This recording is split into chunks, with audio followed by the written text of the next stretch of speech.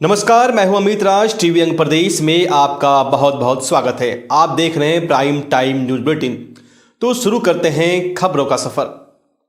भागलपुर के बड़ी post office के पास रिटायर न्यायालयकर्मी संजय शेखर की संदिग्ध मौत शुक्रवार की रात 9 बजे हो गई। सूचना मिलने पर डायल 112 की टीम वहां पहुंची। इसके बाद तिलका मांझी थाने की टीम को सूचना देकर बुलाया गया। वहीं मौके पर एफएसएल की टीम को बुलाया गया और टीम ने कई बिंदुओं को ध्यान में रखकर सैंपल लेकर जांच में भेज दिया। सिटी एसपी शुभांक मिश्रा व डीएसपी अजय कुमार चौधरी ने भी मौके का जायजा लिया। वहीं तिलका मांझी पुलिस इस मामले में कुछ भी कहने से मच रही है, जबकि घर वालों ने भी बात करने से इनकार कर दिया। मृतक की पत्नी टीचर है और वो बेगूसराय से शुक्रवार की शाम ही घर पहुंची। इसके बाद उन्होंने डायल 112 को कॉल कर बुलाया। संजय शेखर मुंगेर न्यायालय में तैनात थे, वहीं से रिटायर हुए थे। वो घर पर अकेले थे। बताया गया कि उन्हें मधुमेह की बीमारी थी और वो अक्सर बीमार रहते थे। उनके गले पर निशान के संबंध में पुलिस का मानना है कि ठंड में मफलर लगाकर रखते थे। किसी तरह उनका मफलर दब गया होगा, इसलिए निशान रह गया। वहीं मौत के बाद पुलिस के कहने के बाद परिजनों ने पोस्टमार्टम कराने से इनकार कर दिया। बेगूसराय के सांसद और केंद्रीय मंत्री गिरिराज सिंह ने एक बार फिर असुद्दीन ओवैसी के बयान पर पलटवार करते हुए कहा कि ओवैसी में जिन्ना का जिन्न समाया हुआ है और वो देश को जिन्ना के रास्ते पर ले जाना चाहते हैं। उन्होंने कहा कि कानून अपना काम कर रही है। भाजपा या केंद्र सरकार या केजरीवाल को ना तो फंसाती है, ना ही ताहिर हुसैन, शकूर रहमान और दिल्ली दंगों के अन्य आरोपियों को, ना ही किसी अन्य को। कानून अपना काम कर रही है। जो भी आरोपी है उन्हें बख्शा नहीं जाएगा। उन्होंने एक बार फिर वक्फ बोर्ड के दौरान जमीन हड़पने को लेकर बयान देते हुए कहा कि भारत पाकिस्तान बंटवारा के वक्त ही इस बात का निराकरण हो जाना चाहिए था। जब पाकिस्तान मुसलमानों को मिल गई थी तो अधिकांश मुस्लिम पाकिस्तान भी चले गए, लेकिन वक्फ बोर्ड को यहां छोड़ गए। और आज सभी लोग जान रहे हैं कि वक्फ बोर्ड के द्वारा सरकारी एवं अन्य निजी दबे कुचले लोगों की जमीन को हड़पा जा रहा है। ऐसा कतई संभव नहीं है। वक्फ बोर्ड पर अंकुश लगाना आवश्यक है और कानून का फैसला भी अभी आना बाकी है। ओवैसी जब भी कुछ बोलते हैं मुस्लिम से बाहर निकल नहीं पाते हैं और वो मुस्लिम तुष्टीकरण के अपने को प्रतीक मानते हैं, अपने को जिन्ना के डीएनए को अपने साथ रखते हैं। न सरकार मुस्लिम को फंसाती है, न केजरीवाल को, न हिंदू को।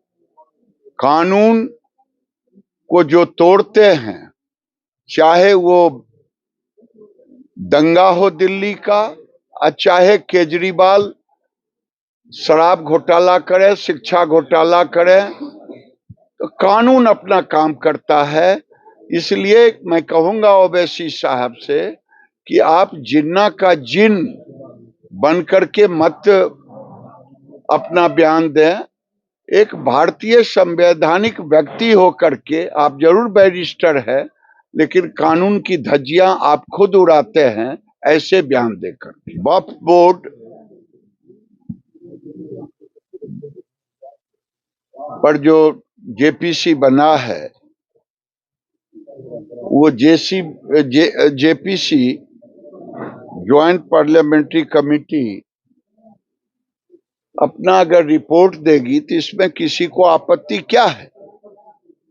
घंटों घंटा मीटिंग पे मीटिंग, मीटिंग पे मीटिंग, टेबल पर गिलास फोड़ने से लेके सब काम लोगों ने किया वक्फ बोर्ड के पक्ष में। लेकिन सच्चाई को कहां छुपा पाएंगे। सैकड़ों उदाहरण आया है कि वक्फ बोर्ड जमीन को हड़पने का काम किया है, सरकारी जमीन को हड़पा है, निर्दोष लोगों की जमीन को हड़पा है।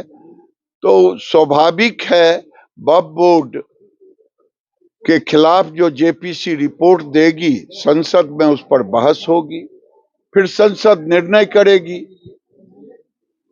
आम लोगों की राय है कि वक्फ बोर्ड के अधिकार को सीमित किया जाए, नहीं तो वक्फ बोर्ड किसी भी दिन पूरे भारत का कहेगा मुसलमान चले गए पाकिस्तान, लेकिन वक्फ बोर्ड आ गए एक दूसरे हिंदुस्तान में बच गए, जो सब जमीन उन्हीं का है।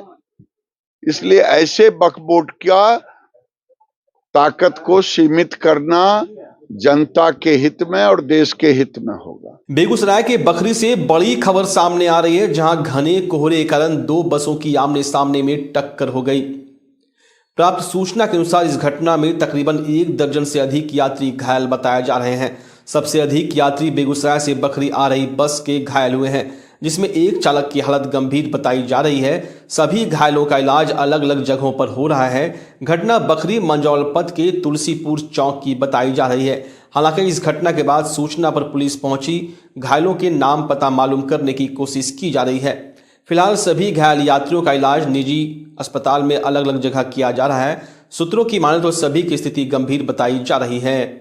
दोस्त से 48,000 रुपये कर्ज लेकर युवक ऑनलाइन गेम में हार गया और उसके बाद वो कर्ज चुकाने के लिए खुद के अपहरण की झूठी कहानी रची और गायब हो गया। फिर दोस्त की मोबाइल से ही अपने को फोन करवाकर फिरौती मांगी। मामला सबौर थाना क्षेत्र के बड़ी सरधो गांव का है। युवक की मां ने इसको लेकर प्राथमिकी दर्ज कराई। इसके बाद सिटी एसपी के निर्देश पर विधि व्यवस्था डीएसपी चंद्रभूषण और सिटी डीएसपी अजय कुमार चौधरी के नेतृत्व में एक टीम गठित की गई। पुलिस टीम ने प्राथमिकी दर्ज होने के 5 घंटे के अंदर युवक को 0 माइल चौक के पास से बरामद कर लिया। कोतवाली थाना में डीएसपी चंद्रभूषण ने बताया कि विकास कुमार सिंह ऑनलाइन गेम में पैसे हारने के बाद ही खुद की अपहरण की साजिश रचकर मां से 48,000 रुपये फिरौती मांगी थी। तकनीकी व मानवीय सूत्रों के आधार पर घटना के 5 घंटे के अंदर ही युवक को पुलिस ने बरामद कर लिया।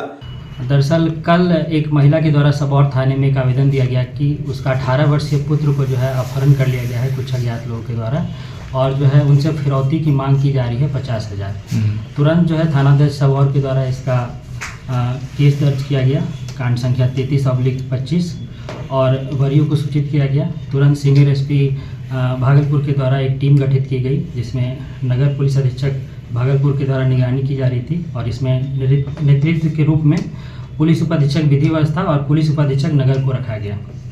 और उस टीम ने तकनीकी साक्ष्यों और मानवीय सूत्रों के आधार पर मात्र 4 घंटे में ही लड़के को बरामद किया गया। और जब युवक से पूछताछ किया गया तो पता चला कि ये गुरु भाई करके एक ऐप है जिसके माध्यम से गेम खेलता था और इसमें जो है 48,000 रुपया जो है ये दोस्तों से लिया था और ये हार गया था। और इसी को जो है ये वापस लेने के लिए खुद के अपहरण का जो है साजिश रचा था और खुद के ही घर पे फ़ोन करके पैसे का डिमांड कर रहा था। जो है बहुत लोग इससे परिचित पहले से भी होंगे। इस तरह के गेम्स के ऐप बहुत ही ज़्यादा अभी चले हुए हैं। फर्जी वेबसाइट्स पे बहुत ही इजीली अवेलेबल रहते हैं, लोग इसे डाउनलोड करते हैं और इसमें खासकर बच्चे जो नादान लड़के हैं, इसमें आसान जीत दिखाया जाता है शुरुआत में बहुत ही, और इसमें पैसे भी आते हैं शुरुआत में आसानी से और आसान कमाई को देखते हुए फिर जब ये बड़े दाव लगाने लगते हैं इसमें तो फिर इसमें ये लोग जो हारना शुरू हो जाते हैं और ये मतलब पहले से ही फिक्स रहता है और जैसे जैसे ये हारना शुरू करते हैं तब ये इधर उधर से कर्ज लेना शुरू करते हैं और फिर ये कर्ज में डूबते चले जाते हैं।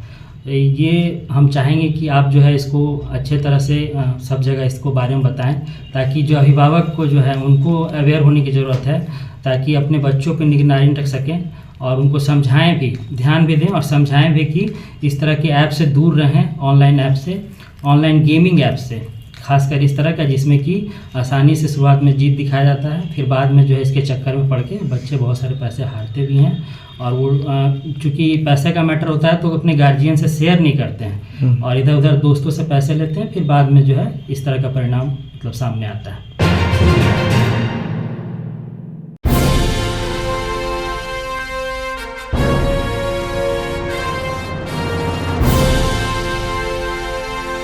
नमस्कार, मैं डॉक्टर वसुंधरा लाल, मैं नगर निगम भागलपुर 76वें गणतंत्र दिवस के पुनीत अवसर पर समस्त शहरवासियों और देशवासियों को हार्दिक शुभकामनाएं एवं बहुत बहुत बधाई।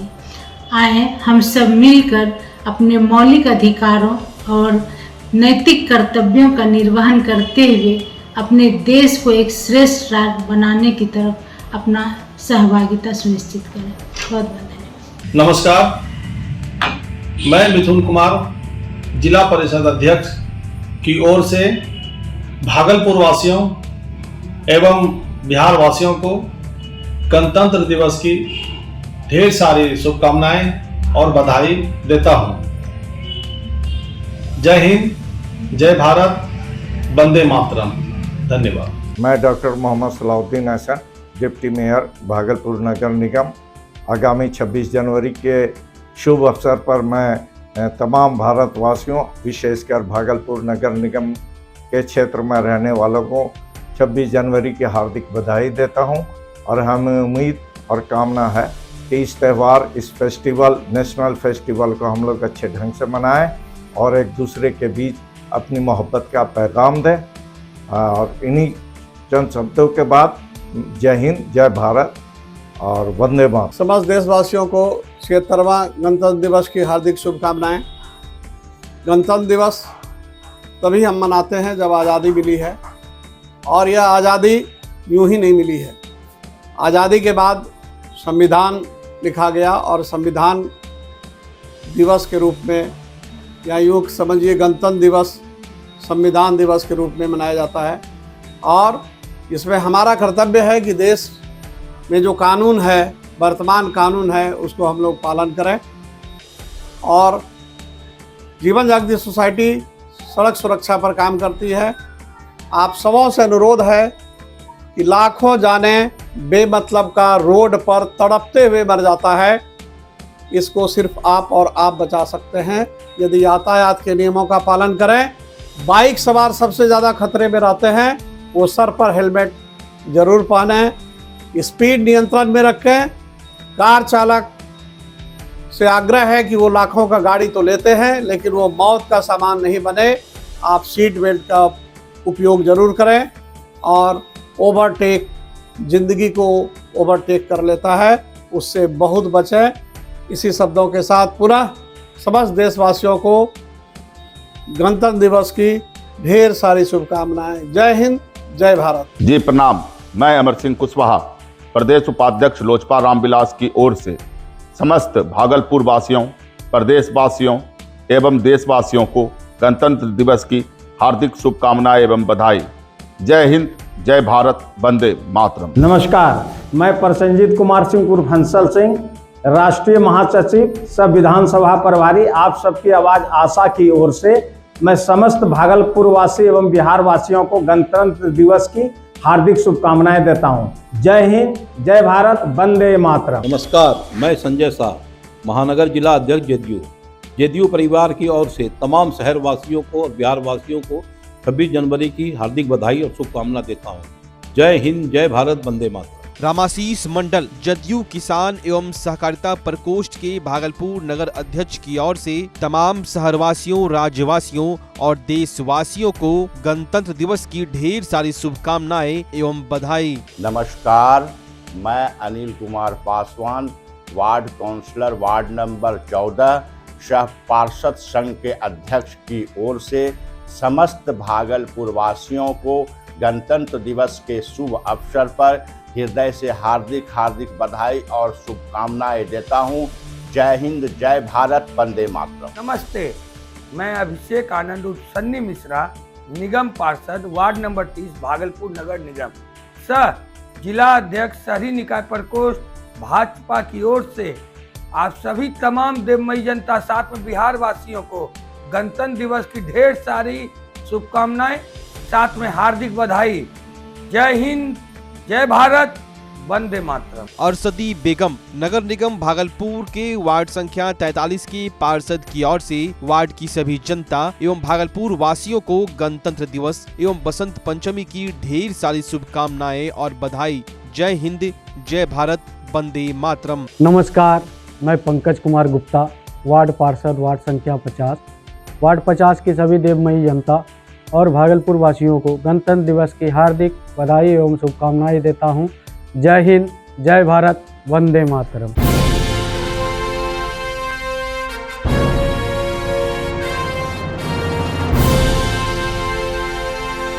स्वास्थ्य सेवा की दुनिया में भागलपुर का पुराना और जाना पहचाना नाम है सुशीला हॉस्पिटल। सुशीला हॉस्पिटल एक मल्टी स्पेशलिटी और भागलपुर का एकमात्र डायबिटीज का super speciality health care centre है, जो 24 आवर्स इमरजेंसी और आईसीयू विथ वेंटिलेटर के साथ उपलब्ध है। डॉक्टर अंजना प्रकाश के नेतृत्व में यहाँ अत्याधुनिक सुविधाओं वाला गायनी डिपार्टमेंट भी है। सुशीला हॉस्पिटल में खुद का ब्लड बैंक और पैथोलॉजी की सुविधा है। सुशीला हॉस्पिटल कम कीमत पर स्वास्थ्य सेवा प्रदान करने के प्रति प्रतिबद्ध है। हमारा पता है लाजपत पार्क की दक्षिण, मसाकचक, भागलपुर, बिहार। अब आपके सर भागलपुर में खुल चुका है मेंस वेयर और एक्सेसरीज के लिए शानदार शोरूम कॉब। यहाँ आपको एक से एक लेटेस्ट डिजाइन में मिलते हैं jeans, pant, shirt, suit, blazer, trouser, jacket, sweater, sweatshirt, जूते एवं सभी प्रकार के एक्सेसरीज। उद्घाटन के मौके पर कॉब दे रही है आपको पूरे भागलपुर में सबसे शानदार ऑफर, बाय 1 गेट 3, यानी कि एक की खरीदारी पर 2 बिल्कुल मुफ्त। तो अगर आप भी शानदार ऑफर का लाभ लेना चाहते हैं तो अभी चले आएं। हमारा पता है DN Singh road, Khalifabagh, Kharmanchak, near Hariom Lakshmi Narayan jewellers, Bhagalpur. जल्द करे, ऑफर सीमित समय के लिए। नमस्कार, मैं डॉक्टर अजय कुमार सिंह, शिशु रोग विशेषज्ञ, बिहार झारखंड में अग्रणी। मेरा स्नेह अस्पताल जो सबसे पहले बिहार झारखंड में कृत्रिम श्वसन मशीन यहाँ आया, ब्लड गैस एनालाइजर आया, और एक नायाब मशीन क्रिटिकल जो देर से हुए बच्चे में इलाज में बहुत सक्सेसफुल है और वह विकलांगता से बचाता है और बचने की संभावना बढ़ती है। वो मशीन जो देर से रोया बच्चा है उसमें 3 डिग्री कम टेम्परेचर पर रखा जाता है और 3 दिन के लिए रखा जाता है, लेकिन वो 6 घंटे के अंदर उसको उसमें रखना पड़ता है। तो आप इसका लाभ उठाएं। और दूसरी बात, जो आयुष्मान योजना है उसके तहत 5 लाख का चिकित्सा आप अपने नवजात के लिए, बच्चों के लिए आप यहाँ उपलब्ध है, उसको ले सकते हैं। ध्यान रहे कि 5 साल के कम के उम्र में के बच्चों को आयुष्मान कार्ड की अलग से ज़रूरत नहीं है। यदि आपके माता पिता का नाम है तो वो इसमें लाभुक हो सकता है और आप इसका लाभ उठा सकते हैं। धन्यवाद।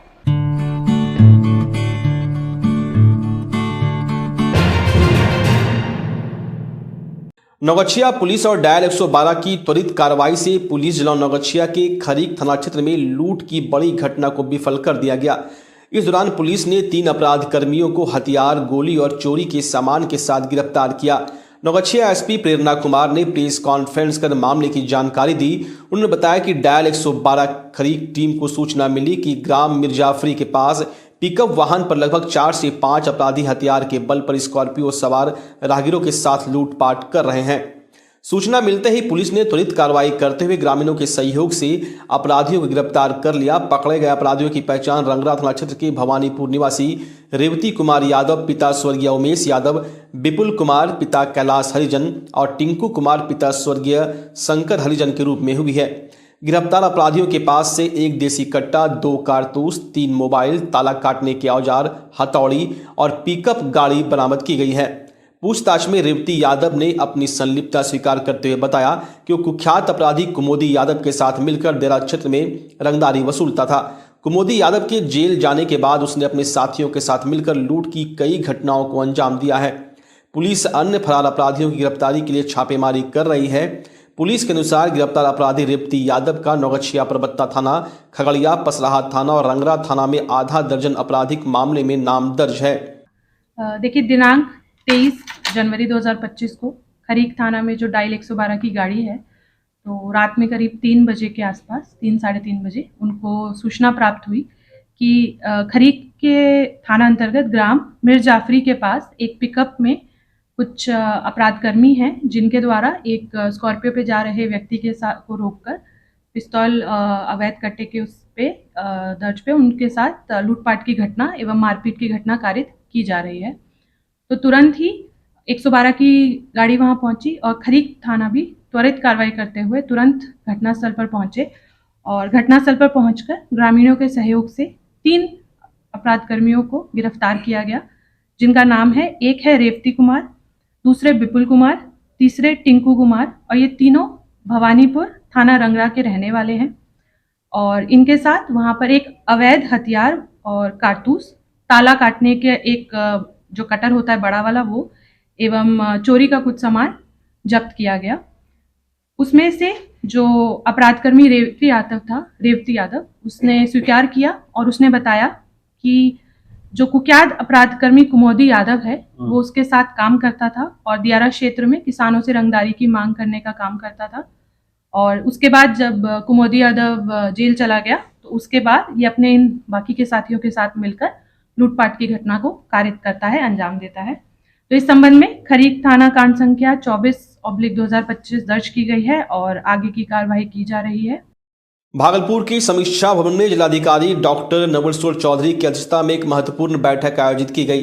बैठक में कई विभाग के अधिकारियों के साथ थानाध्यक्ष ने हिस्सा लिया। इस दौरान मुख्यमंत्री के आगमन और सरस्वती पूजा के साथ इंटर स्तरीय परीक्षा को लेकर चर्चा की गई। जिलाधिकारी डॉक्टर नवल किशोर चौधरी ने बताया कि मुख्यमंत्री नीतीश कुमार का भागलपुर आगमन होने जा रहा है और सरस्वती पूजा के साथ जिले में इंटर स्तरीय परीक्षा भी आयोजित की जाएगी, जिसको लेकर सभी अधिकारियों को दिशा निर्देश दिया गया है। जिले में शांतिपूर्ण सरस्वती पूजा का त्यौहार संपन्न कराने और कदाचार मुक्त परीक्षा संपन्न कराने को लेकर तैयारी पूरी कर ली गई है। अभी 1 फरवरी को माननीय मुख्यमंत्री महोदय का आगमन है भागलपुर जिले में और उसको लेकर के हमने सभी अधिकारियों के साथ बैठक किया है। बैठक में एसएसपी साहब, हमारे एडीसी, नगर आयुक्त से लेकर के समस्त अधिकारीगण थे और आवश्यक सभी को निर्देश दिया गया है। इसके अलावा हम लोगों ने अभी सरस्वती पूजा को लेकर के प्लानिंग किया है और एग्जाम भी इंसिडेंटली हमारा 1 फरवरी से इंटर स्तरीय एग्जाम हो रहा है। तो बच्चों को हम कैसे सुविधाओं को फैसिलिटेट कर सकें, बच्चों के लिए क्या इंस्ट्रक्शंस हैं, उसके संबंध में भी सभी। राष्ट्रीय मतदाता दिवस को लेकर मतदाता जागरूकता रैली भागलपुर जिला प्रशासन के द्वारा निकाली गई। इस रैली में एनसीसी कैडेट और स्काउट एंड गाइड के छात्र छात्राओं ने भाग लिया।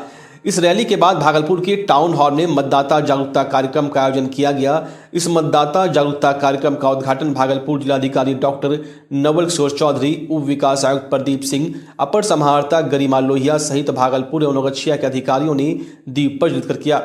इसके बाद जिलाधिकारी ने ज़्यादा से ज़्यादा मतदाताओं को मतदाता लिस्ट में शामिल करने के लिए कई बीएलओ को प्रशस्ति पत्र देकर सम्मानित किया। जिलाधिकारी ने कहा कि इस बार सही पदाधिकारी एवं अधिकारियों के अथक प्रयास से भागलपुर जिले में लगभग 1 लाख नए मतदाता को मतदाता लिस्ट में शामिल किया गया है। इसके लिए सभी धन्यवाद के पात्र हैं। हर माता पिता का सपना होता है कि उनके बच्चे कामयाब और नाम रोशन करे। बेटा हो या बेटी, उन्हें कामयाब बनाने के लिए माँ बाप दिन रात मेहनत मजदूरी करते हैं। भागलपुर जिले में कई ऐसे उदाहरण हैं जिनके माता पिता ने मेहनत मजदूरी कर बेटे को कामयाबी के शिखर तक पहुंचाया है। वहीं बेटों ने भी अपने माता पिता की मेहनत को बेकार होने नहीं दिया। विषम हालातों में माता पिता के सपनों को पूरा कर औरों के लिए मिसाल बने हैं। भागलपुर जिले के कहलगांव के भोलसर गांव के रहने वाले सकलदेव सिंह के पुत्र अमित कुमार और एक चारी खररा गांव के रहने वाले इंद्रदेव सिंह का पुत्र राजकुमार सिंह ने आर्थिक तंगी की वजह से घर पर ही वेट लिफ्टिंग की तैयारी करके स्टेट व नेशनल लेवल पर पदक जीत चुके हैं। अमित और राजकुमार की कड़ी मेहनत व जज्बे का अंदाजा इस बात से सहज लगाया जा सकता है कि कहीं कोई एकेडमी ज्वाइन नहीं कर पाने पर ये अपने गांव के जिम में वेट लिफ्टिंग का अभ्यास करते हैं। अमित कुमार कोरोना काल में इस खेल को प्रारंभ किया और अभी वो महज 58 किलो का होकर 220 किलो वजन उठा लेते हैं। हाल में ही नेशनल में अंकित ने गोल्ड मेडल भी हासिल किया है। अमित की प्रतिभा को देखते हुए एशियन गेम में भी जाने का मौका मिला, लेकिन मजदूर परिवार होने की वजह से पैसा बाधा बन गया और एशियन गेम में जाने का सपना चूर चूर हो गया। वहीं राजकुमार भी वेट लिफ्टिंग में देश के अलग अलग राज्यों में जाकर अपनी प्रतिभा से सबको चौंका दिया है। मेडल भी जीता है, लेकिन इनके लिए भी सीमित साधन और आर्थिक तंगी आगे बढ़ाने में बाधा बनी हुई है। मीडिया से बातचीत में अमित कुमार ने बताया कि उन्हें पढ़ाई में मन नहीं लगता है। कोरोना के टाइम में जब पढ़ाई लिखाई पूरी तरह से बंद हो गया था तो वो भी वेट लिफ्टिंग में मन लगाने लगा था। माँ जब पढ़ाई के लिए पैसा देती थी, उस पैसे से जिम ज्वाइन कर लिया। उन्होंने कहा है कोरोना टाइम में ही यह जिम सेंटर खुला था जिसमें मैंने अभ्यास किया और नेशनल लेवल तक पहुंचकर मेडल भी हासिल किया है। उन्होंने कहा कि मुझे एशियन गेम से खेलने के लिए कॉल आया था, एंट्री फी के लिए बोला गया था, लेकिन आर्थिक स्थिति ठीक नहीं जिस वजह से हमने जाने से मना कर दिया। उन्होंने बताया कि मैं इंटर तक पढ़ाई करके छोड़ दिया। अमित के पिता मजदूर है, रोजाना मजदूरी कर कमाते हैं और जो कुछ मिलता है उसी से पूरे घर का भरण पोषण होता है। राजकुमार सिंह ने बातचीत में बताया कि नेशनल वेट लिफ्टिंग चैंपियनशिप में ब्रॉन्ज मेडल हासिल किया है। उन्होंने कहा कि मेरा लक्ष्य है ओलंपिक भारत के लिए खेलने, लेकिन आर्थिक तंगी कारण ठीक से अभ्यास नहीं हो पाता। पापा किसानी खेती करते हैं जिस कारण दूर दराज के लिए पैसे नहीं हो पाता और गांव में संसाधन नहीं है। यहाँ से बाहर प्रैक्टिस करने के लिए रोजाना जाने के लिए पैसे की जरूरत पड़ती है, जिस वजह से आगे नहीं बढ़ पा रहे हैं। जिम ट्रेनर रोहित कुमार ने बताया कि बॉडी बिल्डिंग गेम के लिए खिलाड़ी को सबसे पहले तो खाने पर ध्यान देना होता है, इसके बाद उनके लिए जरूरी संसाधन जरूरी होता है। इसके बिना बॉडी बिल्डिंग गेम में सफल होना मुश्किल है। फिर भी हमारे दोनों खिलाड़ियों ने नेशनल लेवल तक खेल कर पदक हासिल किया। उन्होंने बताया कि यह गेम काफ़ी खर्चीला होता है। बताया कि हमारे जिम में बेसिक संसाधन ही है जिससे दोनों खिलाड़ी अभ्यास करते हैं। इस संसाधन से खिलाड़ी स्टेट लेवल तक तो खेल सकते हैं, लेकिन नेशनल और इंटरनेशनल खेलने के लिए पर्याप्त नहीं है। जिम ट्रेनर ने कहा कि इन दोनों खिलाड़ियों को यदि सरकारी सुविधा मिले और मदद मिले तो इन लोगों में वो हुनर है कि अपने खेल से देश का नाम रोशन कर सकते हैं। बिहार सरकार ने मेडल लाओ नौकरी पाओ की घोषणा की, तब से युवाओं में खेल के प्रति रुझान बढ़ता जा रहा है। देखिए, डेड में उठाते हैं 230, अब फिर बेंच मारते हैं 100, या आप वीडियो भी देख सकते हैं इंस्टाग्राम का। और स्कॉट क्या बोलता है, हाँ स्कॉट मारते हैं 210, 20 अन्य क्यूब। डेडलिफ्ट हाईएस्ट कितना है? डेडलिफ्ट हाईएस्ट है 220 kg हाईएस्ट। लक्ष्य क्या है, इतना वजन उठाते हैं? लक्ष्य है कि बस आगे कुछ करना है, क्या बोलता है, जैसे गेम हम खेलेंगे, नेशनल खेलेंगे, इंटरनेशनल खेलेंगे, ओलंपिक खेलना चाहते हैं। ओलंपिक खेलना चाहते हैं? हाँ। क्या कमी है ओलंपिक में नहीं पहुंच पा रहे हैं? बस नहीं होता है, कुछ पैसा के अभाव से नहीं पहुंच पा रहे हैं, और खाने होने का डाइट नहीं है, आर्थिक स्थिति कम। पापा हाँ। क्या करते हैं? पापा मजदूर है। मजदूर है। नेशनल भी आप खेले हुए? हाँ नेशनल। कौन सा, कब खेले थे? 22 दिसंबर को जो भागलपुर में नेशनल हुआ था चैंपियनशिप, तो उसमें हम गोल्ड मेडल मारे थे अपने बॉडी वेट में। ठीक, उसके आगे? उसके बाद खेले थे दिल्ली में। दिल्ली में? हाँ। कौन सा था? तालकोटा स्टेडियम दिल्ली। अच्छा। उसके बाद छत्तीसगढ़ खेले थे। कितना वेट आप उठा लेते हैं? हाईएस्ट क्या है? हाईएस्ट मेरा डेडलिफ्ट 160 है, और स्क्वाट मेरा 140 है, और बेंच प्रेस हम 70 मारते हैं। क्या लक्ष्य? लक्ष्य यही है कि अपने माता पिता का नाम रोशन करना है, अपने गुरु का नाम रोशन करना है, देश के लिए खेलना है। क्या करते हैं पापा? पापा किसान हैं।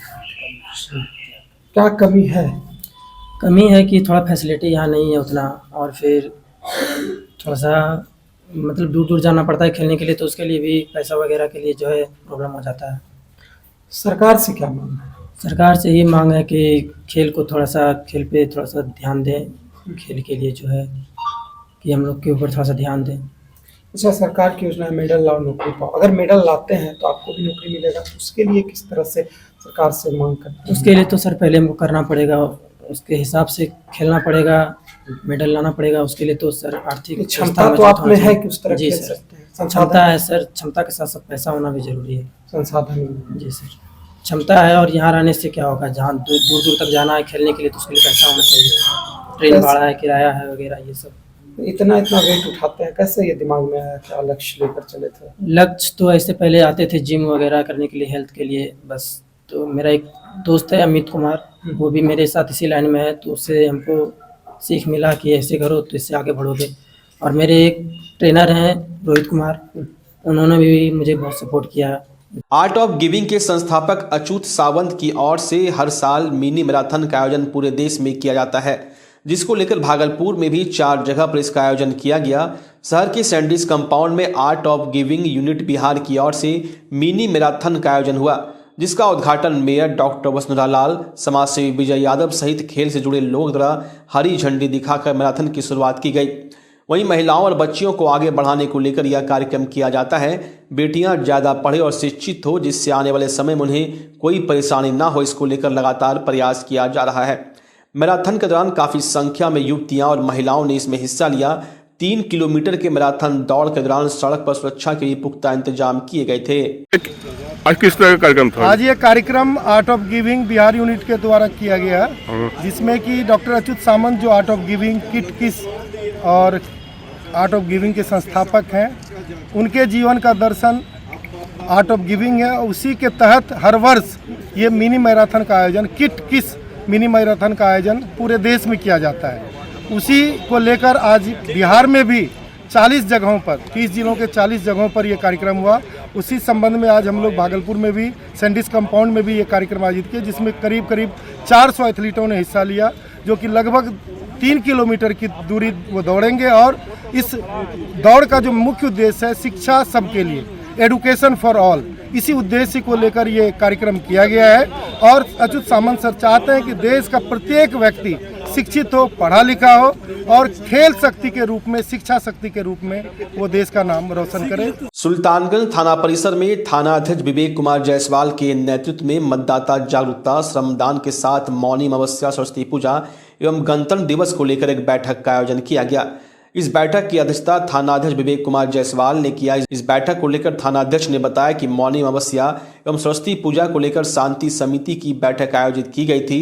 जो सरस्वती पूजा बैठाने वाले लोगों को थाना से लाइसेंस लेना अनिवार्य है और डीजे प्रतिबंधित रहेगा और मौनी अमावस्या के लिए जगह जगह सुरक्षा व्यवस्था की जाएगी। और मतदाता जागरूकता के लिए सभी पुलिसकर्मियों ने शपथ लेकर लोगों को जागरूक करने की बात कही है। और जिला प्रशासन के निर्देश पर थाना परिसर में श्रमदान करते हुए पुलिस कर्मियों एवं राजनीतिक संगठन एवं वार्ड पार्षद के साथ साफ सफाई थाना परिसर में की गई। फिलहाल अभी के बुलेटिन में इतना ही। भागलपुर और आसपास के जिलों की अन्य खबरें आप हमारे YouTube चैनल, फेसबुक पेज और इंस्टाग्राम पेज टीवी अंग प्रदेश पर जाकर देख सकते हैं। तब तक के लिए नमस्कार।